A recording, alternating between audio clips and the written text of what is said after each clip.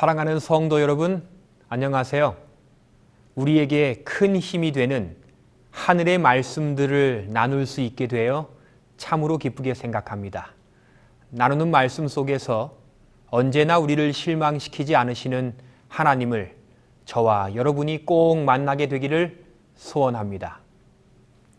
인도의 유명한 철학자이자 운동가였던 마하트마 간디는 어느 날 그리스도인에 대한 한 유명한 명언을 이야기한 적이 있습니다. 아마 많은 분들이 그가 했던 이 말을 한 번쯤은 들어보셨을 텐데요. 나는 예수를 좋아합니다. 그러나 그리스도인은 싫어합니다. 왜냐하면 그들이 그리스도인답지 않기 때문입니다. 기독교인이 아니었던 간디조차도 예수님은 구원자로서 그리스도답기 때문에 참으로 존경하고 좋아한다고 고백했습니다.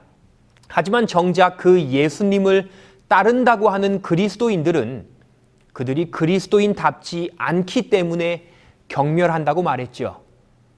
사실 우리는 간디가 했던 이 말 속에서 참으로 중요한 한 가지 사실을 생각해 보게 됩니다. 하나님을 믿지 않는 사람들도 비록 그들이 성경은 잘 모르고 하나님을 믿지는 않지만 그리스도인다운 것이 어떤 것인지에 대하여는 너무나 잘 알고 있다는 것입니다. 이 시대의 기독교인들을 향하여 온갖 비난의 말들을 하는 사람들을 잘 보면 성경 지식이 없는 사람들이 참 많습니다.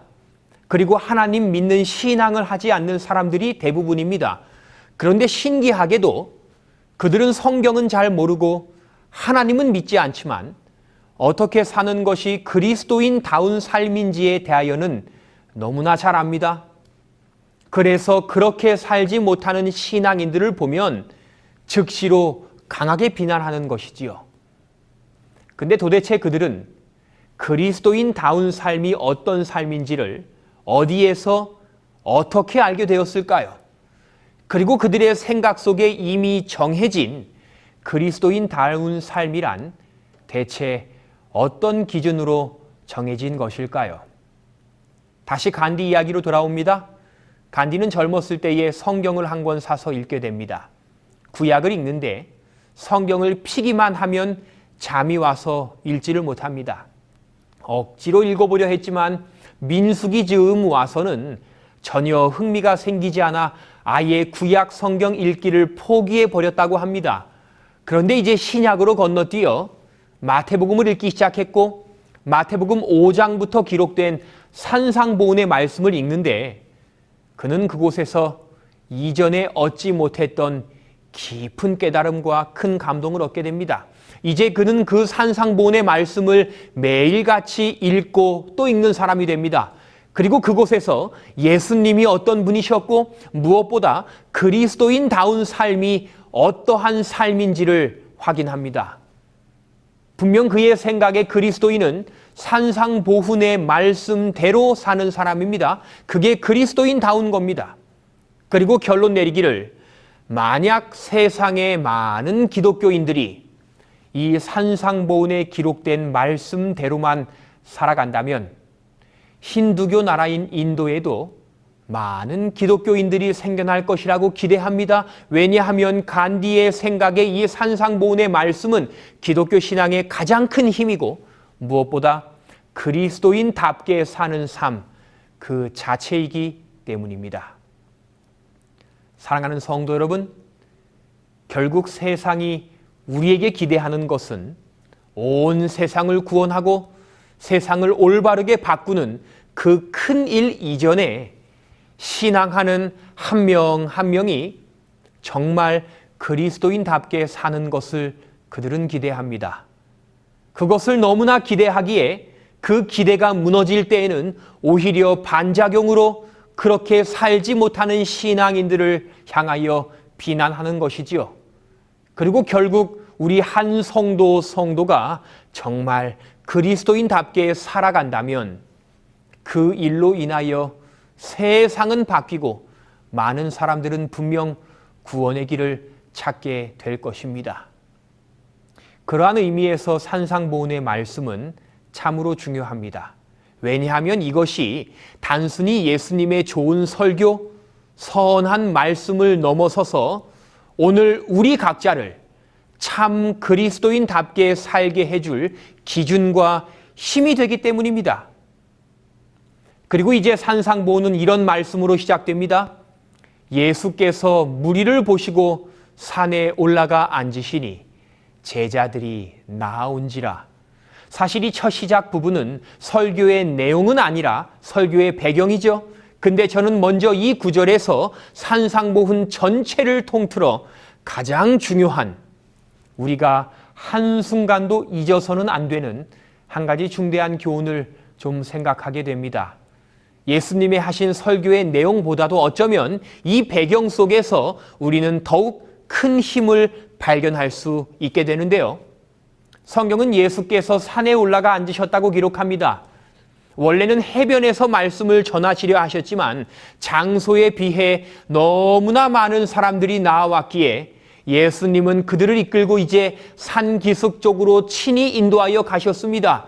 이 산이 어느 산이었는지는 우리는 알 수 없지만 중요한 것은 수많은 무리들을 예수님께서 직접 인도하여 가셨다는 것입니다. 그분은 그 산의 지형을 잘 알고 계셨어요. 마치 전에도 이곳에 오셨던 것처럼. 사실 이 산은 예수님께는 익숙한 산이었습니다. 그 이유가 있죠. 엘렌 화이트가 기록한 산상보훈 책에 있는 한 기록은 우리에게 그 이유를 알려줍니다. 예수께서는 갈릴리 바다 가까이 있는 한 산 위에서 이들 택한 자들을 위해 밤새 혼자서 기도하셨다. 왜 이 산이 예수님께 익숙했습니까? 산상보훈의 말씀이 전해진 그 산에서 예수님께서는 말씀을 전하시기 전날 밤부터 밤새 혼자서 기도하셨습니다. 그분의 택하신 제자들을 위하여 단순히 12명을 넘어서서 이제 그분의 가르침을 따라 참된 그리스도인으로 살기를 희망하는 모든 제자들을 위하여 그분께서는 밤새 기도하셨습니다. 그리고 당신의 기도의 온기가 여전히 남아있는 바로 그 산에서 그분은 이제 기도 제목이었던 많은 제자들을 향하여 말씀을 전하시는 것입니다. 저는 이곳에서 참 중대한 한 교훈을 발견합니다. 왜 산상보훈의 말씀이 힘이 있었는가? 왜 이 말씀은 많은 사람들에게 깊은 감동을 주고 깨달음을 주고 자신의 삶을 바꾸기로 결단할 만한 귀중한 보훈이 되었는가? 그것은 단지 예수님께서 설교를 잘하셨기 때문만이 아니라 혹은 그 내용이 너무나 탁월했기 때문만이 아니라 사실 예수님께서 그 말씀을 들을 제자들의 믿음을 위하여 밤새워 기도하시고 또 기도하셨기 때문이라는 것입니다. 언젠가 한 목사님의 경험을 설교 가운데서 들은 적이 있습니다. 이 목사님이 다른 지역 집회에 강사로 부름받고 운전하여 가는 길이었습니다. 비가 많이 오는 날 고속도로를 달려가는데 갑자기 차가 빗길에 미끄러지기 시작하는 거예요. 핸들을 이리 돌리고 저리 돌리며 조정하려 애를 쓰는데 쉽지 않았습니다. 이거 정말 큰일 났다 생각이 들며 사고를 피하려고 노력하는 중에 차가 이제는 도로 바깥쪽으로 점점 미끄러져 갑니다. 그러다가 도로 옆에 서 있는 나무를 차 뒤편으로 들이받고 나서야 간신히 차가 멈추게 되었습니다. 얼마나 놀랐는지 운전석에서 일어나지도 못하고 잠시 놀란 마음을 진정시키고 난 뒤에 이제 차에서 내려 부딪힌 자리를 확인해 보니까 너무나 급박했던 상황과는 다르게 차도 별로 고장나지 않았습니다. 얼마나 다행입니까? 이제 다시 차로 돌아와 놀란 가슴을 찔러내리고 다시 출발하려 하는데 휴대폰에 문자가 하나 와 있었어요. 목사님의 어머니께로부터 온 문자였습니다. 그리고 문자의 내용은 아들, 바쁜 중에 귀한 말씀 전하러 가는 중이지. 엄마가 지금 아들을 위해 기도한다. 이 목사님의 처음 생각에 정말 운이 좋아 큰 사고를 피했다고 생각했거든요. 혹은 그나마 운전 실력이 좋아 안전할 수 있었다고 생각했거든요. 그런데 그 순간 이 목사님의 차를 안전하게 붙잡은 것은 운도 아니고 운전 실력도 아니고 사실 아들을 위해 기도하는 어머니의 기도, 엄마가 아들을 위해 기도한다는 그 기도가 그 순간 차를 붙잡았습니다. 저도 저의 부모님의 자녀이지만 자주 깨닫습니다. 자녀란 어떤 존재인가? 자녀는 부모님의 사랑을 먹고 무엇보다 부모의 기도로 힘을 얻어 살아가는 게 자녀더라고요. 반대로 부모란 어떤 존재인가? 자녀들을 사랑하고 무엇보다 기도의 힘으로 자녀들을 양육하는 것이 진짜 부모더라고요. 그와 마찬가지로 어떠한 사람이 진정한 그리스도인인가? 여러분, 우리가 그리스도인에 대한 많은 정의들을 생각할 수 있겠습니다만 그리스도인이란 올바른 신앙의 덕목들을 잘 지키며 사는 것 이전에 먼저 그리스도께서 우리 자신을 위하여 간구하고 계시다는 사실을 잊지 않는 사람입니다. 그리스도인이란 그리스도의 기도의 능력으로 하루하루를 사는 자들입니다. 사실 우리는 참 연약합니다.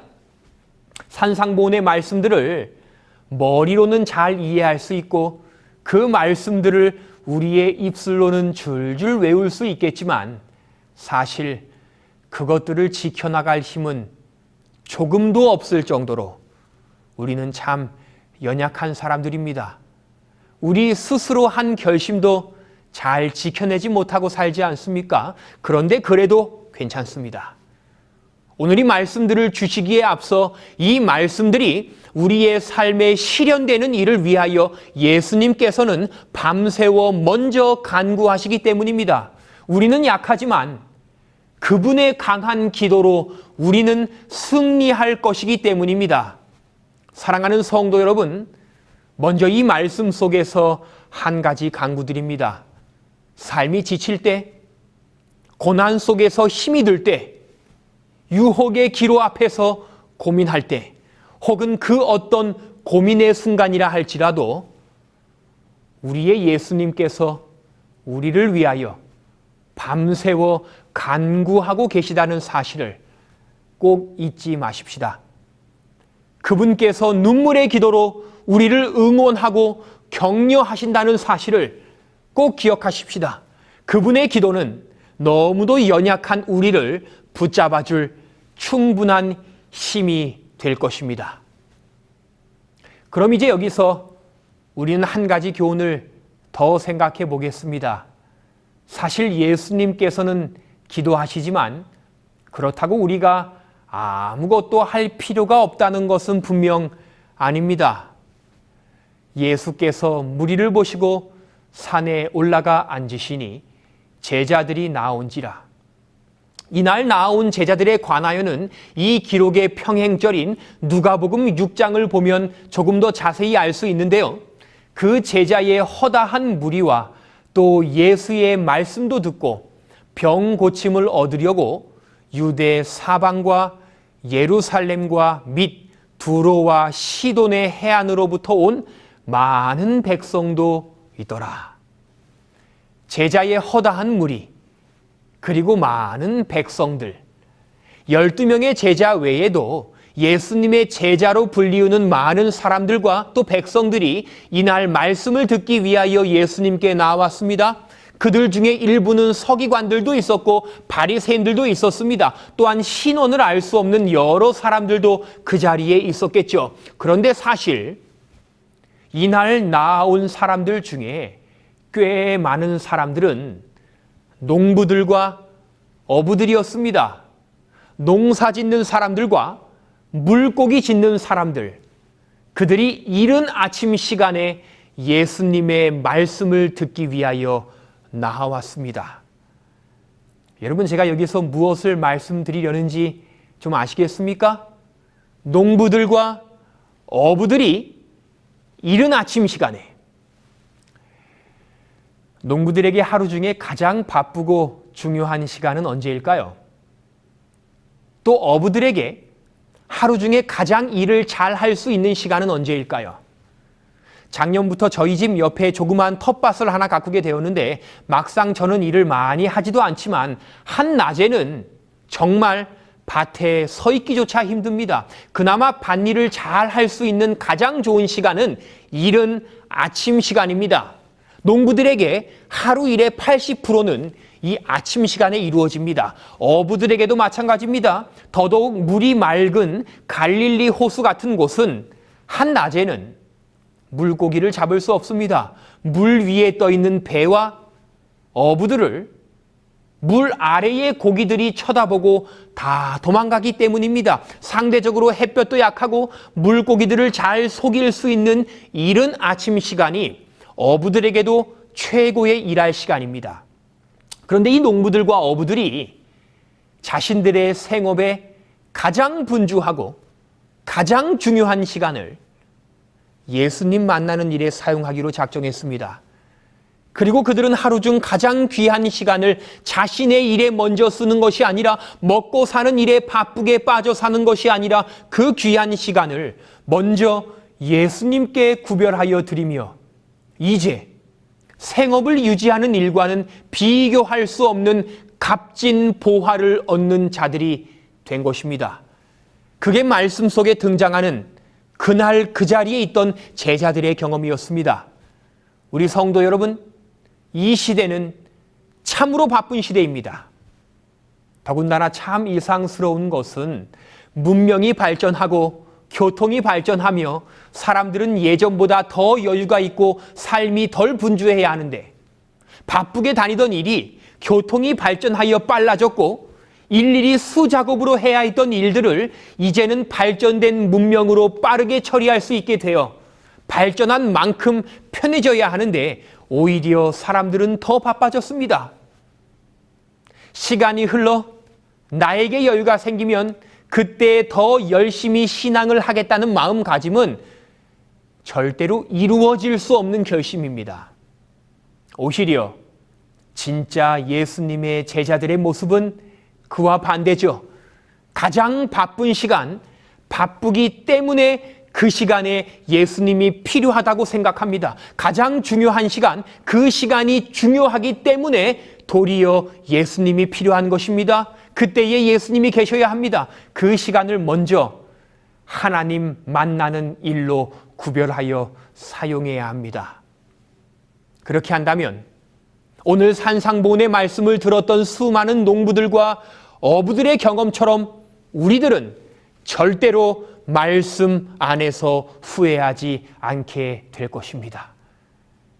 그렇게 이 산상보훈의 시작에서 예수님은 말씀을 들을 자들을 위하여 먼저 기도하셨고 또 제자들은 그들의 가장 귀한 시간을 그분께 먼저 드렸습니다. 우리의 삶에도 오늘 동일합니다. 예수님께서 우리들을 위하여 지금도 간구하고 계시다는 사실을 사랑하는 여러분 꼭 기억하십시다.